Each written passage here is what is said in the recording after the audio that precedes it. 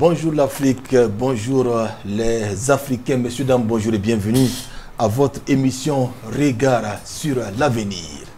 Les enjeux d'un monde multipolaire, c'est le sujet du jour. Sans doute, l'hégémonie est aux abois. Le monde se réinvente avec de nouveaux ensembles puissants au plan économique et politique. Analyse et commentaires dans cette émission avec des personnes ressources, notamment Gervais Nadambiga, consultant en développement local, Imhotep Bayala, coordinateur national du cadre 2 heures pour nous, 2 heures pour Kamita, et enfin, bien sûr, le grand frère Alouna Traoré. Il est militant donc, et témoin vivant de la révolution d'août 83. Messieurs, bonjour. Et surtout donc, merci pour ce temps consacré à la C360. Le bloc européen, les États-Unis, les BRICS, l'Afrique, avec tous ces remous sociaux, sans doute nous assistons à la formation de grands ensembles économiques et politiques. C'est le grand tournant, semble-t-il, en tout cas pour bien sûr de nouveaux enjeux économiques, mais également politiques. Avant donc de retrouver ce sujet assez important qui va nous qui va donc nous aider à comprendre ce monde multipolaire, on va revenir sur les différentes célébrations. Le 15 mai, on a célébré ici au Burkina Faso la journée nationale des traditions et coutumes. Quel est votre commentaire par rapport donc à cette journée? On va commencer par M. Traoré. Il faut dire que, endogène pour endogène, on ne peut pas aider celui qui ne sait pas d'où il vient. Donc, il est très important que nous sachions qui nous sommes, d'où venons-nous, pour savoir effectivement où aller. Donc, dans un passé récent, nous étions comme des historiques, des gens sans histoire. Antoine m'a vendu son destin, Issa ou Boubacar m'a vendu son destin. Suivez mon regard. Mohamed est devenu notre grand-père, Jésus notre grand-père. Quand un noir est parenté à un blanc, il faut se poser des questions. Ne serait-ce que là. L'avenir pour l'Africain, c'est son ancêtre. Le socle sur lequel il y a des questions à marchander, il y a des questions non marchandables, non négociables. Que chacun sache d'où il vient. Donc la journée de nos traditions, quoi de plus naturel, partout sur la planète Terre, la voie aux traditions.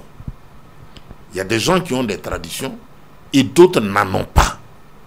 La tradition des autres, si on fait des autres notre tradition, nous sommes égarés. Donc ces journées de tradition-là viennent révéler à la face du monde.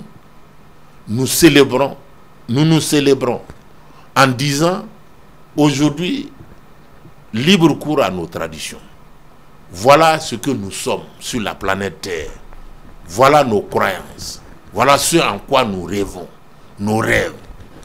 Voilà où nos ancêtres peuvent nous conduire à des lendemains meilleurs.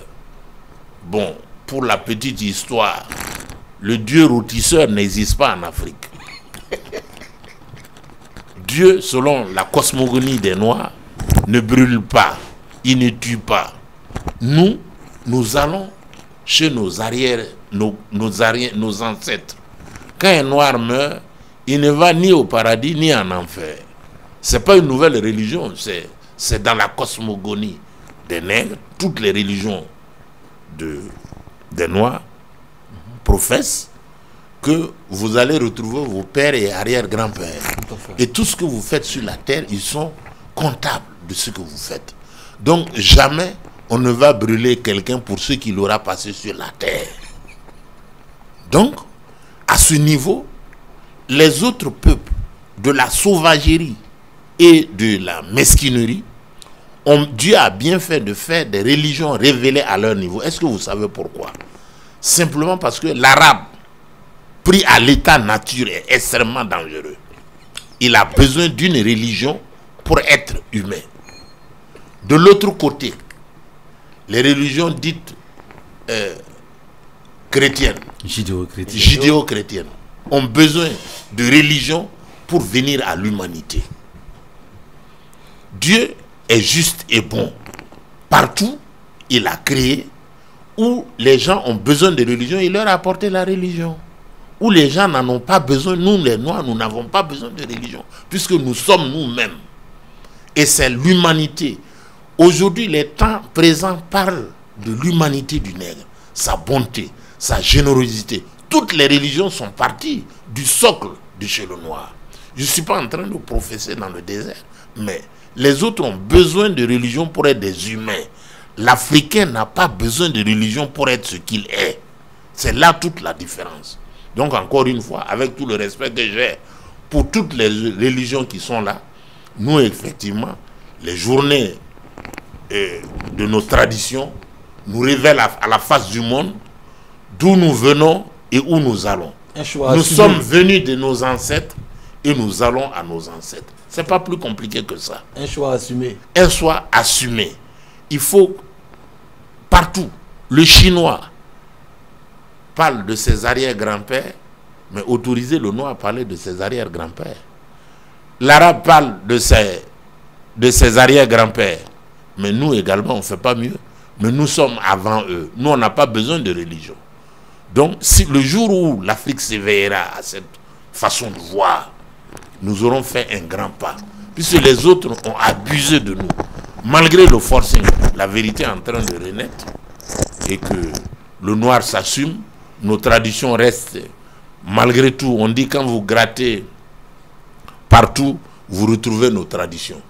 Donc encore une fois, c'est le signe du progrès. Mieux vaut tard que jamais. Nous avons pris conscience. Le 15 mai est célébré au Burkina, n'en déplaise à ceux qui ont des limites à ça, parce qu'eux, ils ont emprunté les habits des autres et les lunettes des autres pour regarder le monde avec le regard. En regardant le monde avec nos lunettes, on voit le monde tel qu'il est. Mais en regardant le monde avec le regard des autres, nous voyons le monde tel que les autres veulent qu'on voie le monde. Surtout quand vous commettez le péché original de vouloir aller au paradis. Ça, c'est un grand problème. Les conditionnalités sont plus fortes que les conditions du FMI ou de la Banque mondiale. Autre commentaire, c'est le séjour du président du Faso en Russie à l'occasion donc de la célébration de la fête de la grande victoire contre le nazisme il y a donc de cela 80 ans. En tout cas, ça a été une très belle fête. Monsieur Ndadambega, un commentaire sur ce séjour du président du Faso. Ça a été une très belle fête, mais ça a été d'abord une commémoration de quelque chose de très utile. Parce que qu'est-ce que ça commémorait en fait? Ça commémorait la grande victoire des peuples sur le nazisme, sous la conduite effectivement de l'Union des républiques socialistes soviétiques. Et aujourd'hui, si vous observez, l'opération spéciale que la Russie est en train de mener, c'est sur du nazisme à ses frontières. Ça veut dire que la victoire que nous avons eue, le monde entier, avec le temps, les gens ont travaillé à ramener encore sous une certaine forme le nazisme. Et donc la célébration, c'était pour dire nous avons la possibilité, nous avons la capacité, parce que nous l'avons eu hier, de vaincre effectivement le terrorisme par le nazisme. Et le nazisme, aujourd'hui, nous pouvons encore le faire. Il avait encore une autre signification. L'autre signification, c'était laquelle? Il y a eu, et le président Poutine a eu effectivement l'intelligence de le rappeler, 30 000 Burkinabés. Je ne parle même pas de toute l'Afrique. 30 000 Burkinabés qui, aux côtés des Alliés, ont contribué à cette victoire. Donc, pour dire, comme il le disait tantôt, que nos ancêtres se sont assumés et qu'on ne peut pas dire que nous n'avons pas eu d'histoire et que nous n'avons pas contribué effectivement à l'histoire universelle. Ils ont contribué et le Burkina Faso a contribué. Et si le Burkina Faso a pu contribuer à ceci à l'extérieur, ce n'est pas aujourd'hui que ses descendants vont effectivement baisser la culotte, baisser leur courage pour se laisser vaincre par des petits porteurs de petites culottes qui se disent effectivement qu'ils sont terroristes. Donc à ce niveau, c'était également une grande signification. Mais de l'autre côté, inviter le président du Faso, c'était aussi saluer la conquête pour la souveraineté. Et le geste du président du Faso indique qu'il accepte tous les risques. Parce que vous n'êtes pas sans connaître que, quelque temps avant, il y a eu des menaces, même pas masquées, pour dire, quel que soit le pays ou l'autorité en Afrique et au Sahel qui va participer à cette commémoration, l'Union européenne va sévir. Le monde dit libre, effectivement, va sévir. Et le simple fait que le président Poutine ait envoyé un avion le chercher, d'aucuns parlent effectivement, mais je ne rentre pas effectivement dans cette spéculation de l'escorte, mais tout le monde sait que l'avion du président russe ne peut pas venir au Burkina Faso le chercher et être menacé dans le ciel. À moins, effectivement, comme il le dit lui-même, que vous cherchez à ce que ce monde-là n'existe pas. Donc, c'est dire qu'il a eu effectivement toutes ces menaces, mais il a eu le courage, la détermination d'y aller. Et l'honneur, la dignité avec laquelle effectivement il a été accueilli par l'État russe, je ne dis même pas par le président Poutine, par l'État russe, mais aussi par les ressortissants africains en Russie, précisément à Moscou, montre effectivement que nous sommes sur la bonne voie. Mais il faut noter que chaque fois que nous allons être sur la bonne voie, l'adversité va monter. Donc ce qui est en train de se passer à Djibo, ce qui s'est passé à Sabsé, ce qui s'est passé à Diapaga, ce qui s'est passé à Boulsa, sont des choses qui, en amont, visaient effectivement à l'empêcher de partir effectivement participer à cette commémoration. Et en aval, certainement à dire, vous avez opté pour collaborer avec la Russie ne vous sauvera pas parce que nous sommes capables de faire ci et cela.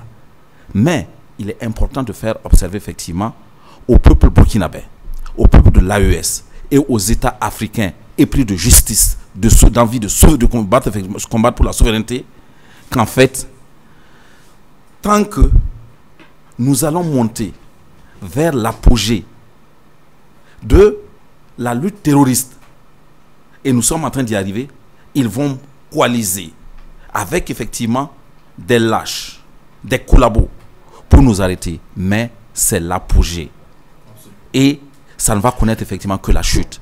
Et ce qui est en train de se passer au Burkina Faso et dans les pays de l'AES ne sont pas à détacher de la livraison, et je prends effectivement le risque de le dire, de la grande livraison d'armes qui a été opérée de façon tactique par le Bénin en sacrifiant effectivement 54 de ses soldats.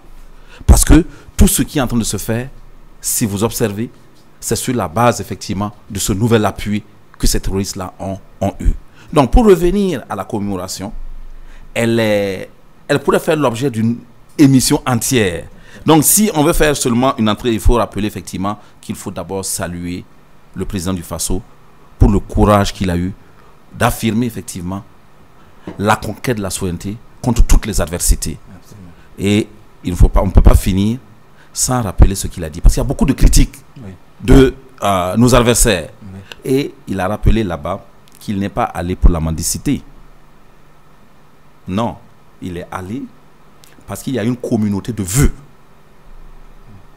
pour la conquête de la liberté, pour la construction d'un monde multipolaire, tout à fait, pour la conquête effectivement de la souveraineté et contre effectivement toutes les puissances hégémoniques qui sont en train de travailler pour pouvoir piller les ressources de l'Afrique.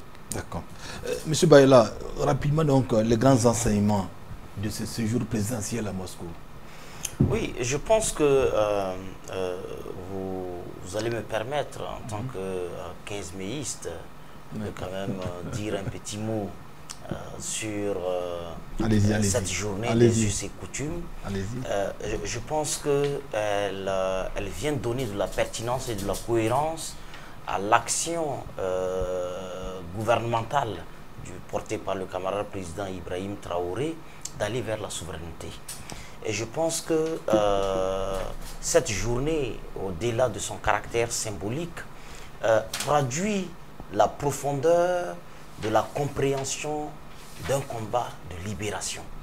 Un combat de libération nationale, comme le disait le grand frère Alouna Traoré, ne peut pas se faire en empruntant des recettes à des gens dont la réputation morale n'est pas vérifiée et dont les actes dans l'histoire traduisent plutôt qu'ils ont été du côté de la violence, de tout ce qui peut être contre Dieu, tout ce qui est acte pouvant rendre compte plutôt du champ lexical du satanisme, de la diabolisation, que de celui de l'ordre divin. Mais c'est aussi et surtout rendre justice à la primauté des primautés, à la primauté non seulement des dynamiques de peuplement du monde, qui a commencé par l'Afrique, reconnaître en toute humilité que si c'était des Indiens qui étaient les premiers à peupler le monde, l'Afrique devrait être d'accord et reconnaître cela parce que ça fait partie du récit historique qui doit être autour de la vérité. Et si Dieu s'est manifesté en premier en Afrique, c'est qu'il s'est manifesté avec aussi le chemin par lequel on peut le parler. Et il ne peut pas se manifester en nous laissant dans une sorte d'oubli ou dans une sorte de forêt sans possibilité de cheminer vers lui. Donc aujourd'hui, en permettant qu'il y ait une journée des us et coutumes, on nous réconcilie avec une injustice qui nous a été imposée par les envahisseurs, par les rôtisseurs, les dieux rôtisseurs ou les promoteurs de dieux rôtisseurs, comme le disait Alouna Traoré, mais aussi nous permet de réparer un biais colonial, un biais mental et psychologique. Est-ce que vous pensez que c'est suffisamment compréhensible que nous soyons les premiers à être véritablement historiques et hystériques à l'évocation des ancêtres?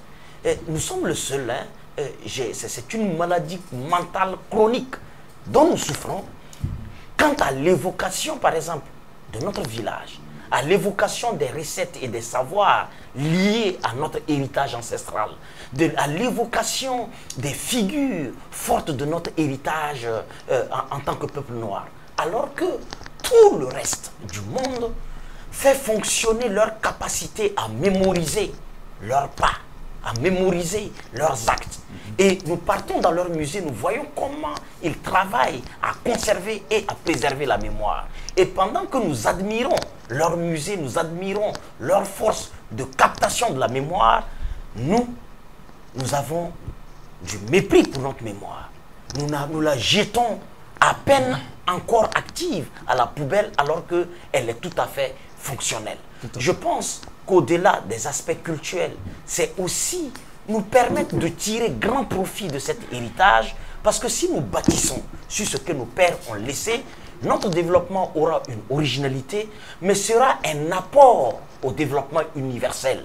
Comment allons-nous aller à la multipolarité sans un discours personnel, sans un apport personnel? La multipolarité signifie que c'est plusieurs personnes qui apportent à l'équilibre du monde. Mais est-ce que nous pouvons apporter à l'équilibre du monde en partant à emboîter les pas aux Indiens, aux Japonais? Les Japonais seront là, ils sont là pour le Japon. Mais il faut que les Africains soient là pour l'Afrique. Il faut que le Burkina Faso soit là pour le Burkina Faso. Et je pense qu'on vient réconcilier l'homme noir avec un certain nombre de pratiques qui ont programmé son imaginaire et qui l'ont amené à le mépriser, à en avoir honte.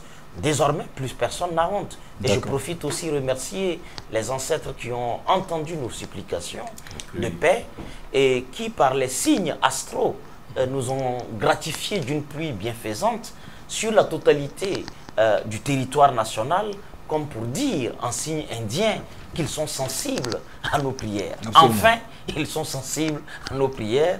Il a plu le 15 mai 2024 à la première édition, à la deuxième édition, et il a encore plu.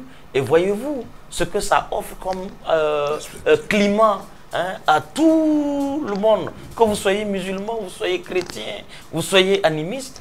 Regardez comment on a bien dormi hier. Donc c'est une grâce pour tout le monde et nous espérons que les prochaines éditions, en plus des pluies, on aura certainement à célébrer la fin de la guerre. Et je pense que les grands bénéfices de ce voyage, ou les leçons qu'on peut tirer de ce voyage du président à Moscou, c'est déjà le courage d'un groupe d'hommes d'État d'assumer leur vision du monde et de se déconnecter radicalement d'une approche occidentale déshumanisante, de réaffirmer les valeurs communes, des notions par exemple en lien avec la culture qui font que une famille c'est un homme et c'est une femme. Ce sont des enjeux importants parce qu'aujourd'hui on avait douté de l'humanité et de la capacité des leaders du monde à affirmer et à assumer certaines vérités. Je pense que au-delà de la célébration de ces 80 ans de victoire sur le nazisme, sur les premières expressions du terrorisme international porté par Hitler et tous les collabos, c'est aussi, surtout, dire qu'il y a un monde qui ne se pense pas dominateur, dominé, qui ne se pense pas esclave et esclavagisateur, qui ne se pense pas moralisateur et moralisé.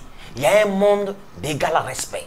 Il y a un monde de désir, de jouissance équilibrée, hein, du développement. Il y a un monde qui peut être véritablement un monde de civilisé. Où, parce que le propre d'un civilisé, comme le dit Aimé Césaire, il y a une antinomie totale entre l'acte de civilisation et la colonisation. Un civilisateur ne peut pas être colonisateur. Parce que pour qu'un civilisateur devienne colonisateur, il faut qu'il soit un sauvage. Alors que quand on est sauvage, quand on est radicalement une brute, on ne peut pas être targué d'être civilisé. Parce que le civilisé, c'est l'antipode, c'est le contraire total de toutes les tares coloniales, de toutes les tares esclavagistes. Un civilisateur ne vole pas. Un civilisateur ne viole pas. Un civilisateur ne crame pas sur la place publique des gens qui ne lui ont rien fait. Un civilisateur n'insulte pas. Un civilisateur ne dénigre pas ce qu'il ne connaît pas. Le postulat d'un civilisateur, c'est la sagesse, c'est l'hyper-intelligence qui l'amène à l'intercompréhension de ce qui est différent de lui. Absolument. Un civilisateur ne peut pas castrer. Quand un civilisateur casse, quand un civilisateur institue le bûcher pour brûler vif, Kimpa Vité avec son bébé de 6 mois au dos, est-ce qu'il y a civilisation? Tout à fait, tout à fait. Donc, obligeons-nous à nous questionner et je pense que les grandes leçons qu'on tire de ce voyage du président, c'est aussi le courage d'un leader africain, décomplexé, de s'assumer et d'affirmer de façon radicale, face à tous les vents de face, face à toutes les vagues de face, que face aux menaces, on ne change pas de nature. Absolument. Un homme s'assume, il s'est assumé là où les terroristes, les mercenaires français tirant au Sahel, tirant à Djibo, tirant à Boulsa, tirant à Diapaga, espéraient le faire douter de son devoir de leader de choisir le camp de Moscou. Et nous n'avons pas de complexe à dire que nous sommes du côté de Moscou. D'accord. Voilà. Comme ils n'ont pas aussi de gêne à recevoir des terroristes avec le tapis rouge déroulé à l'Élysée et en Arabie Saoudite, où les plus grands chantres de la démocratie et des libertés droits l'homistes se sont retrouvés pour signer des accords de sang et tout le reste. Ouais. Merci donc pour ces deux parenthèses. En tout cas, on va continuer à célébrer ce qu'on peut appeler donc le culte ancestral. Bon, que ceux qui veulent comprendre, en tout cas, comprennent. Ce qui est important, le Burkina Faso s'assume pleinement. Je pense que cette journée du 15 mai est décrétée donc par les autorités comme une journée dédiée aux traditions et aux coutumes c'est une très bonne vision dans la gestion d'un pays qui se veut responsable et un pays donc qui s'assume pleinement. On va donc aborder le sujet principal, les enjeux d'un monde multipolaire. Monsieur Traoré, le mot est lâché. Aujourd'hui donc, quand on parle... Le mot est lâché, la multipolarité comme le camarade tout à fait. Bayala venait de le souligner. La multipolarité sonne le tocsin de la civilisation et de la civilité et met fin à la barbarie, la domination, l'exploitation, le mépris, le mensonge. Tout ça, ce sont des caractéristiques de la sauvagerie, érigée en monopole de direction du monde. Et toute la planète était soumise au gendarme planétaire qu'est le dollar. Pour commercer, X veut commercer avec Y, il doit commercer mais en dollars. Au nom de quoi? Avant, toutes les monnaies étaient arrimées sur l'or. Depuis la fin de la Deuxième Guerre mondiale, où l'oncle Sam, le Yankee, en fait, quand on dit Yankee, c'est l'exportation de la sauvagerie et de la barbarie. Vous ne pouvez pas vous imaginer comment, quand on dit le Yankee arrive, mais c'est le western, le Far West, les pistolets, ils tuent à midi. Le hors-la-loi. Le hors-la-loi. Le violeur. Et c'est cette barbarie-là qui a été exportée et institutionnalisée au lendemain de la Deuxième Guerre mondiale. Exactement. Les États-Unis commandent le monde. Un pays doit commercer, un pays X doit commercer avec un pays Y, il doit le faire, mais en dollars. Et tout le monde a financé, a permis aux États-Unis de vivre comme elles le faisaient. Aujourd'hui, Dieu merci, un homme, comme on le souhaite, a été élu à la Maison Blanche. Par la bénédiction des taxes, le monde prend conscience, le monde s'éveille de ses capacités. Le mépris qu'engendre l'arrogance, la sauvagerie engendre l'arrogance, le mépris et la suffisance. Il n'y a que l'Amérique qui soit le centre de la Terre. Le monde est en train, par le jeu de la multipolarité, le monde est en train de se faire sans les Américains. Les BRICS ou bien la multipolarité offrent une autre alternative. Ce n'est pas à coup de pistolet, ce n'est pas à coup de braquage qu'on tient l'humanité, mais c'est la manière. On peut faire autrement. Sans tirer de balles, on commerce autrement. Vous avez, le troc a été remis au goût du jour. Le Burkina veut traiter avec un autre pays. Nous avons de l'or, nous avons de la matière. Soit dit en passant, il faut féliciter le camarade président Ibrahim Traoré pour avoir initié la réserve d'or nationale. Le Burkina est fier de ses réserves d'or et nous allons continuer. N'en plaise à ceux qui ne nous aiment pas, nous sommes de la crédibilité. Le Burkina pèse, l'or du Burkina pèsera et parlera pour le Burkina. Donc cette multipolarité, comme le camarade Bayala vient de le dire, sonne l'arrivée de la civilité, des civilités, des bonnes manières. Le gangstérisme n'a plus cours.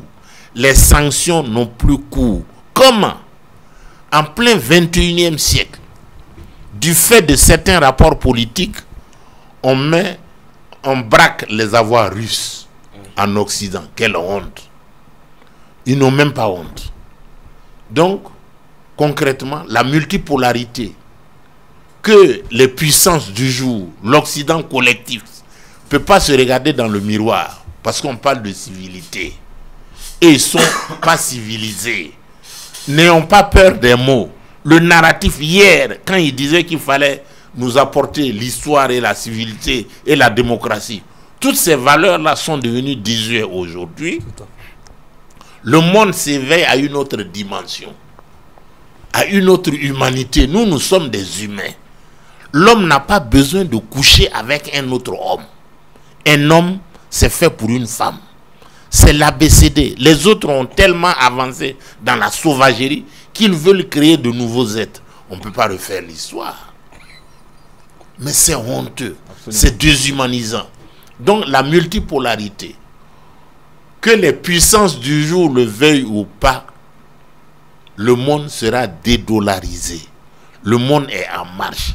Le yuan numérique, les bitcoins, ça c'est les nouvelles vérités du monde. On n'a pas besoin de tirer une kalachnikov ou une arme. La guerre qui se mène actuellement pour l'avènement d'un monde nouveau sonne la liberté de commercer dans le respect mutuel. C'est pas de l'arrogance. On ne vient pas de te braquer à 4 heures du matin et on te prend en otage. On te dit que fais table rase de toutes tes richesses. Parce que tu es riche et on est contre toi. Mais quand tu es riche, aie l'humilité de négocier. C'est ça la civilisation. D'accord. On échange. Entre hommes civilisés, on échange. Mais on ne vient pas me braquer à cause de mes richesses. C'est ça le terrorisme. C'est ça qui n'est pas bon. Nos camarades, non, ce n'est pas nos camarades, nos alliés, nos dominants d'hier, pour ne pas parler de la France, elle devrait avoir honte. Le Burkina est riche par le Seigneur. Nous avons de l'or au Burkina, c'est établi. Mais viens traiter avec nous. Si tu veux de l'or du Burkina, apprends à nous respecter. Mais ne dis pas que nous sommes pauvres. Nous sommes indignes d'avoir ces richesses-là. De quel décret tenez-vous ça? Tout le mal qu'a le Burkina, c'est d'avoir été mis par le Seigneur sur les richesses dont nous avons. Effectivement, le gros mensonge qui détermine le Burkina comme un État pauvre, ça c'est de l'arnaque, parce que le Burkina Faso est un pays riche. Riche de quoi? De son or et de la valeur des gens de ce pays. Tout à fait. Nous sommes des guerriers, nous sommes des humains. Nous avons de la valeur. Et cette guerre-là, nous allons la gagner. N'en déplaise. Et nous améliorons nos manières de faire, notre façon de nous organiser pour aller à la multipolarité. Donc, comme le camarade président a dit, la monnaie AES est en marche. Nous allons nous présenter face au monde. C'est nous l'AES, les peuples de l'AES. Nous allons battre monnaie. Nous n'allons plus louer notre souveraineté monétaire à un État. Fut-il la France, pour nous battre monnaie. La monnaie AES est battue en AES en fonction de nos richesses et c'est ça le poids de la vérité. Tout à fait. Donc encore une fois, la multipolarité est une occasion. C'est Dieu lui-même, comme le camarade Bayala le dit, la bénédiction, la circonstance est belle. Voilà que nous sommes devenus souverains. Nous traitons avec qui nous voulons et nous partons avec qui nous voulons. Nous avons de l'or, nous avons de l'uranium, nous avons du pétrole, nous avons toutes les richesses. Nous avons des métaux rares. Donc, la plus belle femme ne peut offrir que ce qu'elle a. L'AES est une belle dame qui se fait courtiser. Nous avons nos charmes et nous allons avec qui nous voulons. Absolument. Mais surtout avec ceux qui savent nous respecter. Absolument. Le mot vaut sa place. Ceux qui nous respectent et qui reconnaissent nos valeurs, nous sommes riches et qui traitent avec nous en égal. Pas de mépris, pas d'arrogance. Et ils s'éveillent. Quand nous parlons, ils disent que nous parlons d'un autre maître. Nous voulons quitter un maître pour un autre maître. Non, ce temps est révolu. Il faut qu'ils reviennent aux fondamentaux, savoir que nous sommes des humains et que la sauvagerie n'a plus cours, le mépris n'a plus cours. Il faut qu'ils redeviennent eux-mêmes.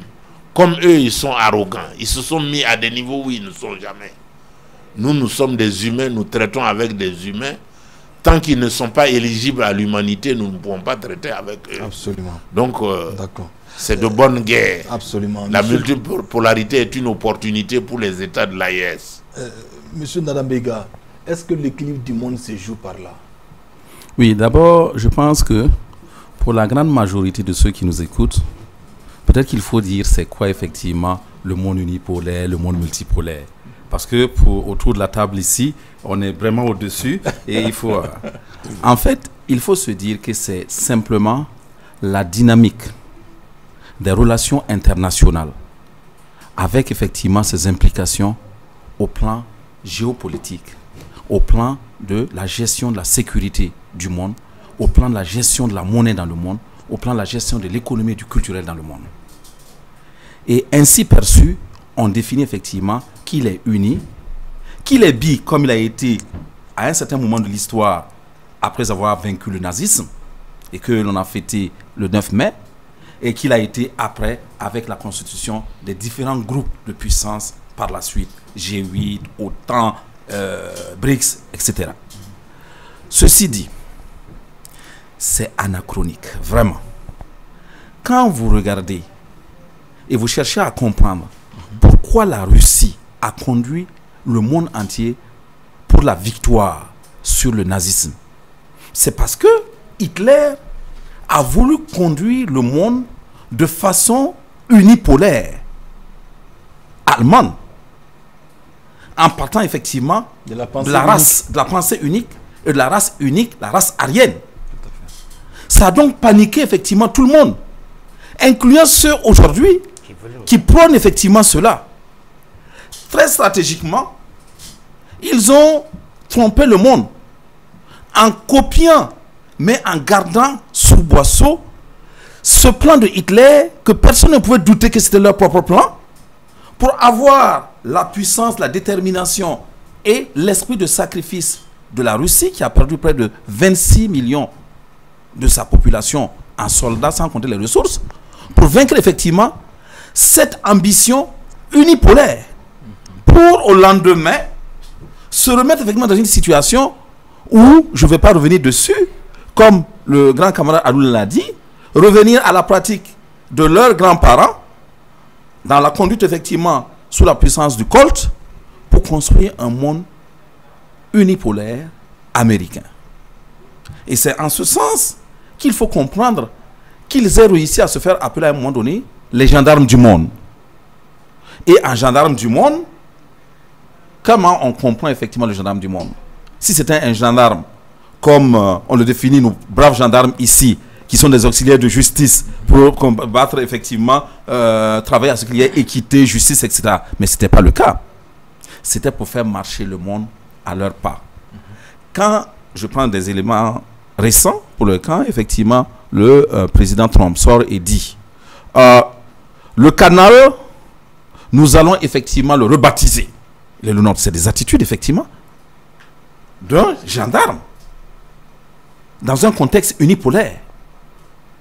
Quand vous regardez effectivement les armes, mais même dans leur propre groupe de l'OTAN, on oblige les gens à acheter effectivement des F-16. Donc, tout ce qui est fait pour donner à la puissance américaine son hégémonie au plan financier et monétaire. C'est pourquoi effectivement le dollar a été imposé.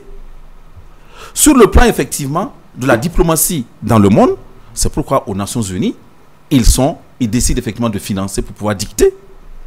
Sur le plan culturel, et je prends seulement le cas du cinéma, pour dire effectivement, expliquer comment ils arrivent à faire en sorte que, même s'ils ont perdu au Vietnam, dans la pratique et sur le terrain, dans le subconscient international et mondial, ils ont réussi par Django, par Cooper, à faire penser qu'ils ont gagné effectivement la guerre. Et tout ceci pour faire quoi? Pour nous faire porter du gin, pour nous faire manger effectivement de l'oncle Benz, et pour pouvoir consommer leurs armes, et pour faire effectivement toujours la suprématie économique. Tout à fait. Donc, ce qui fait qu'aujourd'hui, pour revenir à votre question, il faut saluer la montée de l'Inde, la montée effectivement du Brésil, la montée effectivement de la Chine, la montée de la Russie, la montée à côté ici de l'Afrique du Sud.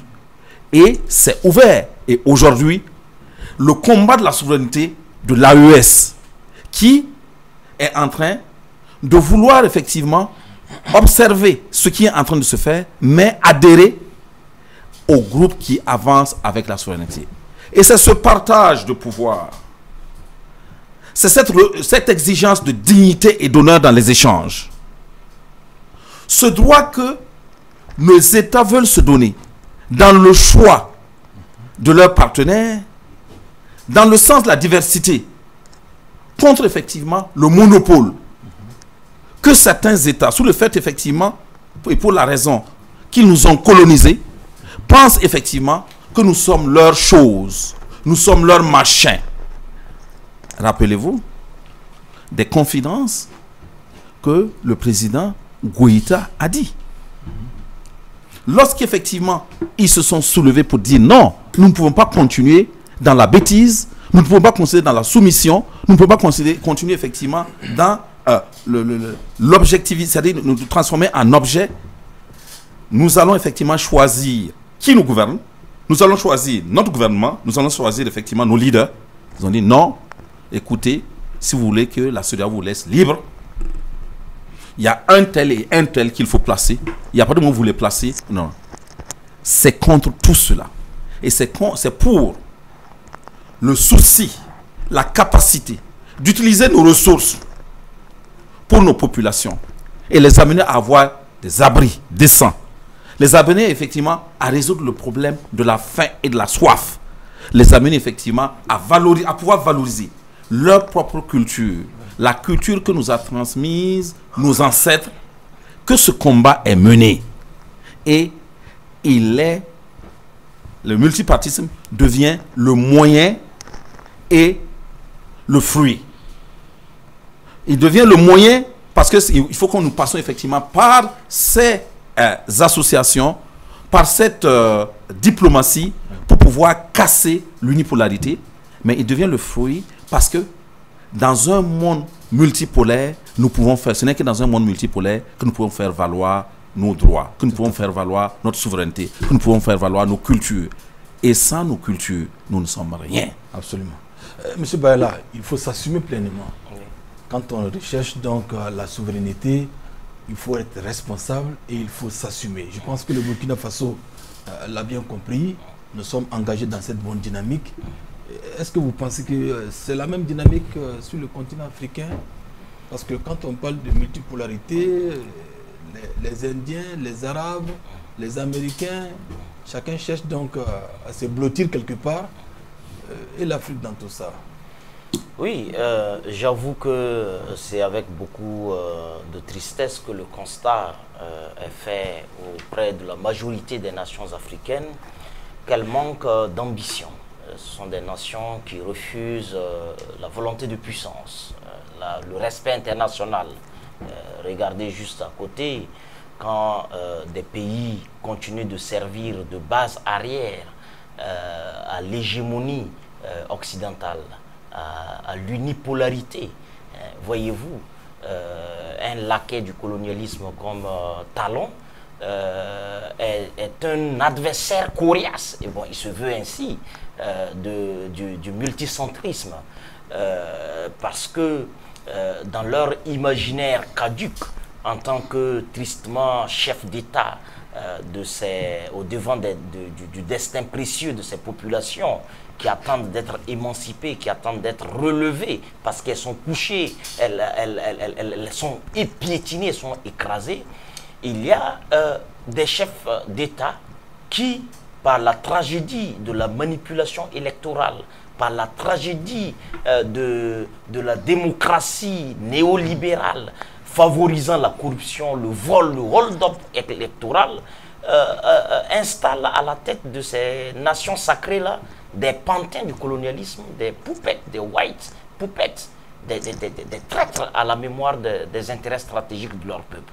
Et ces gens-là sont les fidèles de la religion de l'unipolarité. Ils croient plus à l'unipolarité occidentale que à Dieu lui-même. Et je pense que l'Afrique ne balance pas le jeu d'aspiration au multicentrisme, à la multipolarité.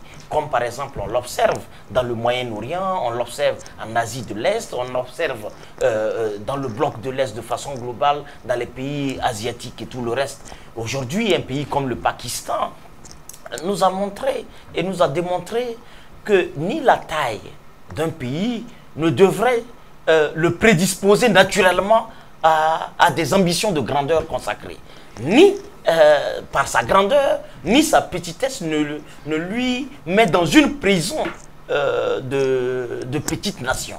Le Pakistan est et nous traduit par cette confrontation armée avec l'Inde, que l'Inde peut multiplier autant de fois qu'il souhaite le Pakistan, mais ils ont une aspiration à la grandeur.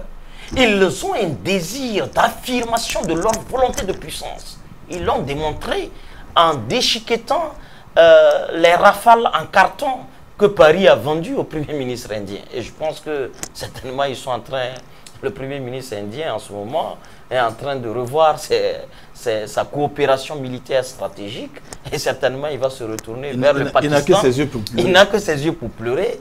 Paris étant spécialisé dans le mensonge, l'arnaque, l'escroquerie instituée comme règle de fonctionnement de son rapport aux autres. Surtout qu'on a vanté les mérites de ce Rafale, voyez-vous. Oui. On a dit que c'est l'avion le plus sophistiqué, imprenable, pouvant brouiller les radars et tout. Mais les Pakistanais les ont fait chanter. Et ils ont fait tout ce qu'ils veulent. Et effectivement, la technologie militaire pakistanaise étant supérieure à l'amateurisme militaire français, qu'est-ce qu'ils ont fait? Ils ont laissé les rafales français pénétrer dans l'espace. C'est-à-dire ils ont éteint les signaux d'alerte auprès du rafale, parce que quand vous rentrez dans une zone adverse, vous avez des signaux qui vous informent que vous êtes en territoire ennemi et ainsi de suite. Mais le rafale français, hyper vanté, n'a même pas su qu'il était désactivé. Qu'il a été désactivé. Mais quand il a bien pénétré le territoire en se disant qu'il avait une supériorité technologique, une supériorité tactique sur l'ennemi pakistanais, c'est à ce moment que les Pakistanais activent la visibilité et la double alerte pour dire non, au fait, c'est nous qui vous avons... au fait, ce n'est pas les capacités intrinsèques de l'appareil qui échappent au radar pakistanais, mais c'est en fait un moyen pour vous de vous piéger. Donc, une fois qu'ils se sont pénétrés le système aérien pakistanais, ils les ont verroués. Et ils les ont traités avec des missiles approximatifs achetés moins cher dans une co-industrie militaire chinoise et pakistanaise. Parce que les rafales, les Mi-17, si je ne me trompe pas, que le Pakistan utilise, c'est une co-construction de l'industrie militaire pakistanais et chinois. Pour montrer que depuis très longtemps, ils sont sortis de la dictature du modèle militaire occidental, de la dictature des relations internationales imposées par une certaine communauté complexée. Parce que quand vous vous vantez d'être le meilleur, au fait, vous souffrez d'un complexe que les psychologues n'ont pas encore détecté. Mais comme la médecine évoluant, aujourd'hui, tout le monde sait que l'Europe, l'Occident, souffre d'un complexe de supériorité qui l'amène à se mentir lui-même. Sauf que la réalité nous ramène des éléments probants pour nous dire que non, le monde est partout. Chacun trace son chemin pour exister. Il ne regarde ni à gauche ni à droite. Il est focus sur la boussole de ses intérêts stratégiques. Son amour et son désir d'affirmer sa différence, sa singularité, d'assumer cette différence et cette singularité parce que c'est un droit inaliénable. Dieu créa le monde différent.